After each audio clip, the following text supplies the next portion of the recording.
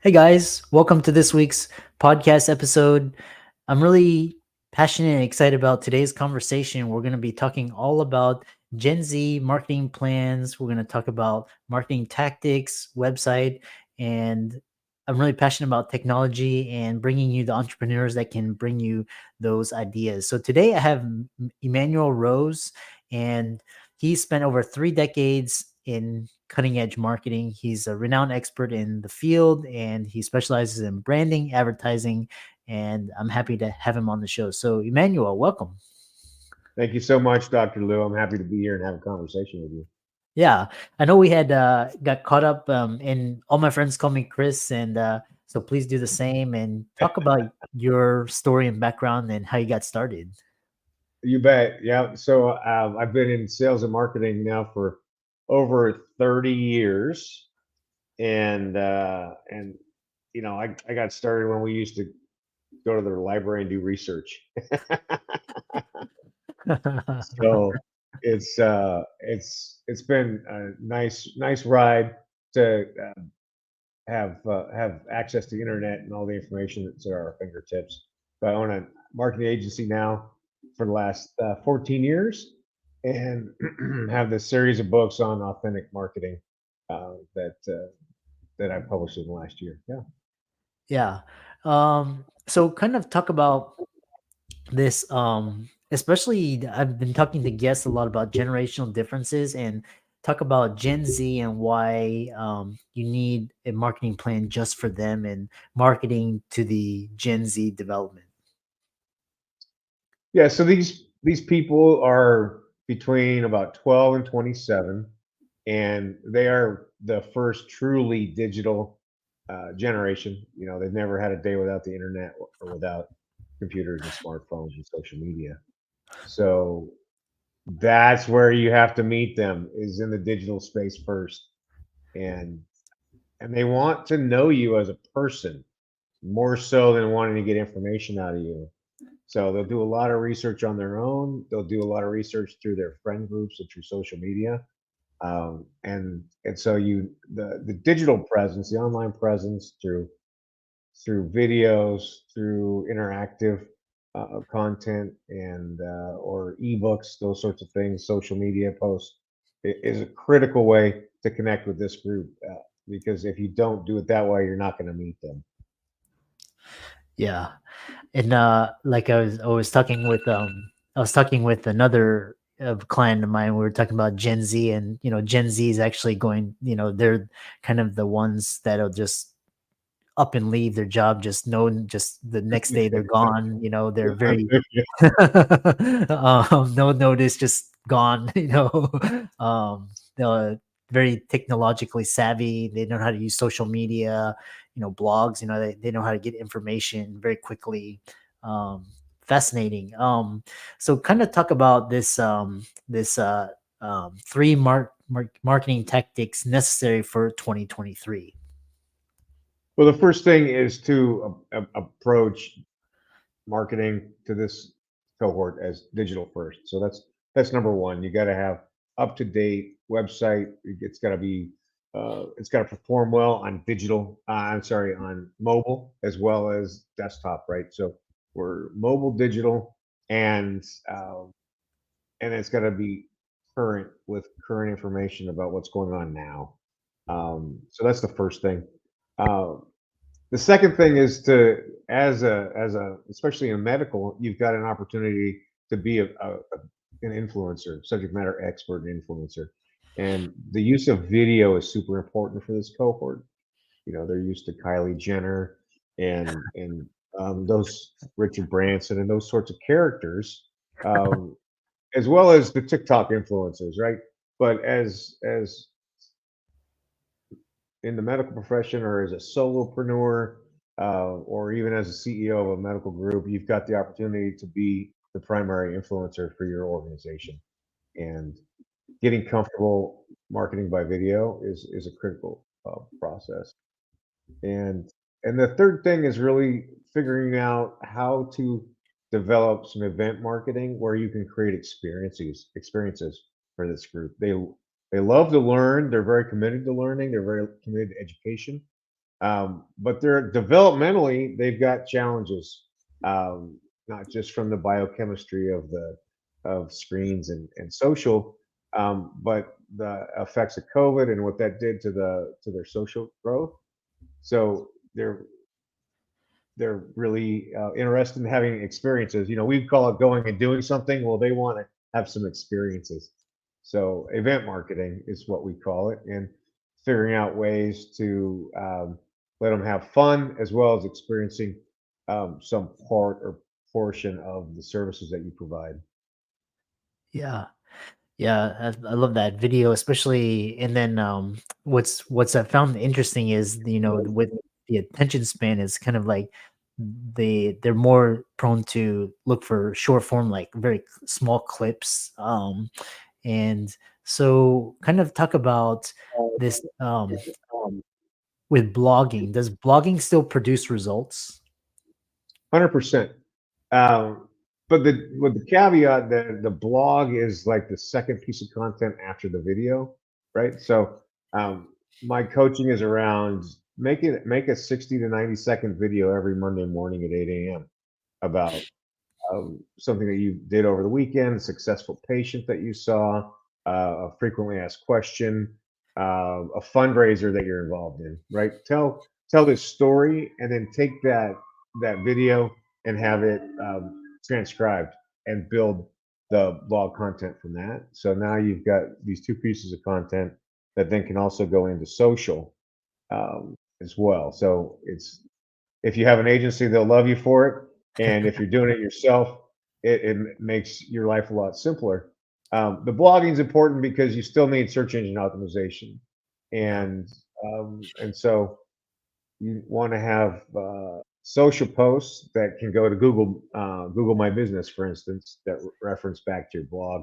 That helps you be able to get found on online for local stuff. Yeah.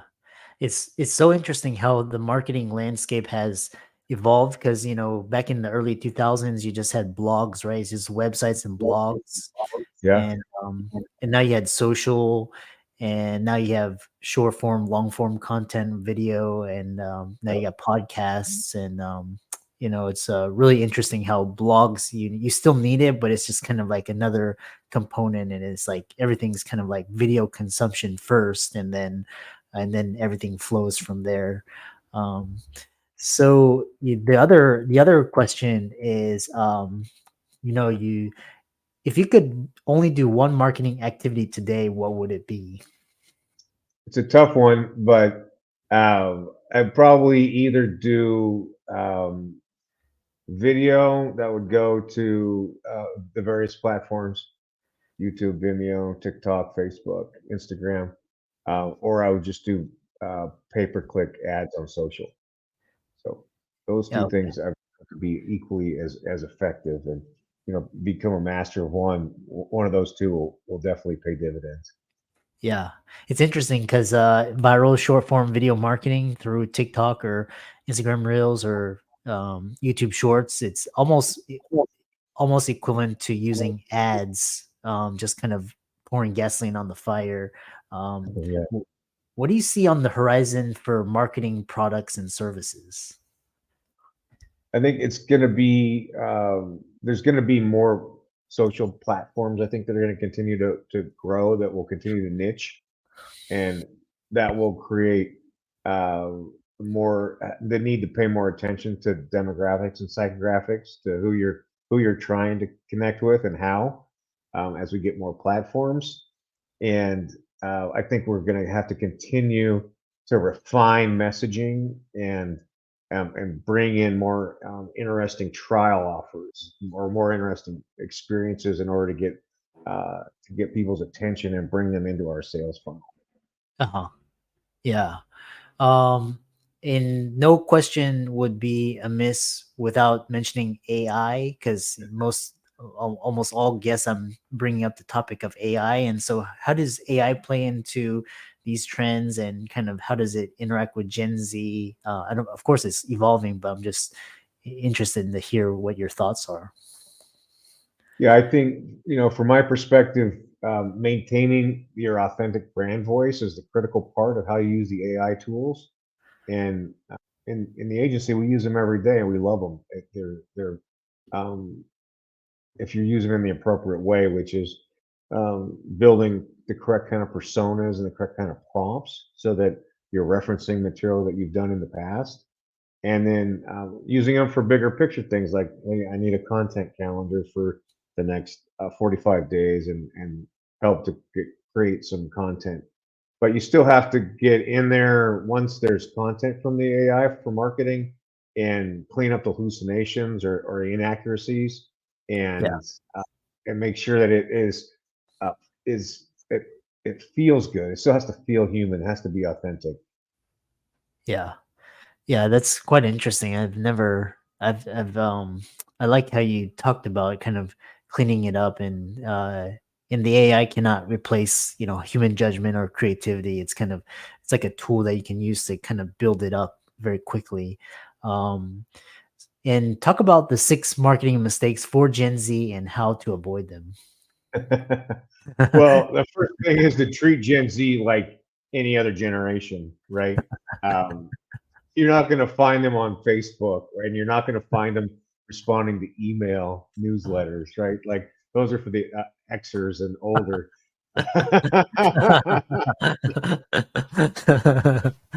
Yeah, Yeah.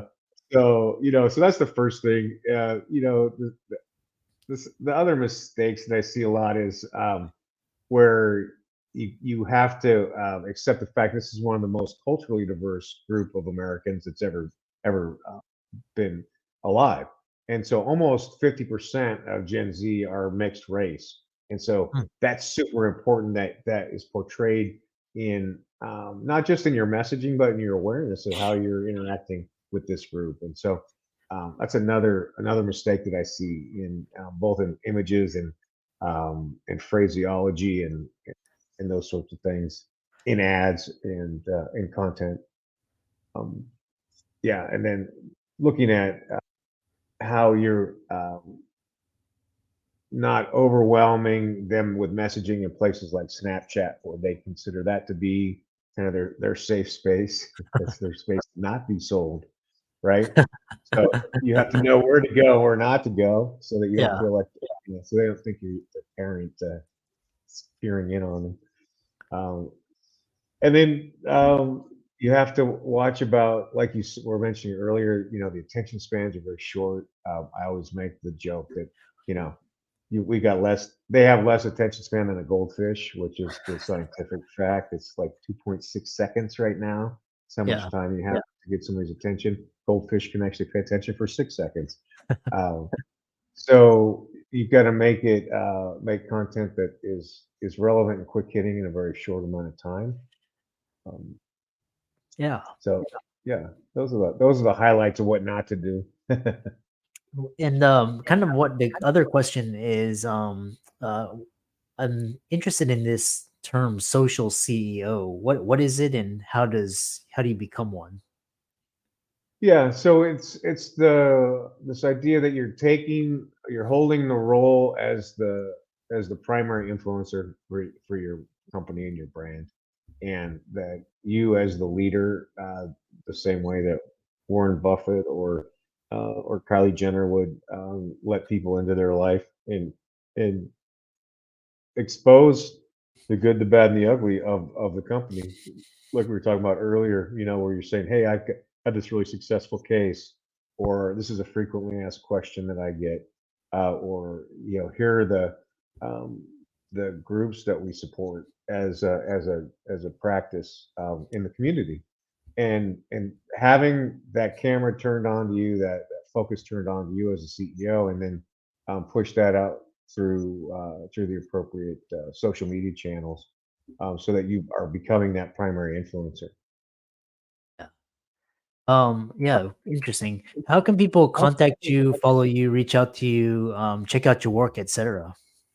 You bet. I'm available at emmanuelrose.com, and the books and contact information are there on that site. Yeah. And for all the audience out there, let's thank Emmanuel for coming on, kind of talking about Gen Z marketing.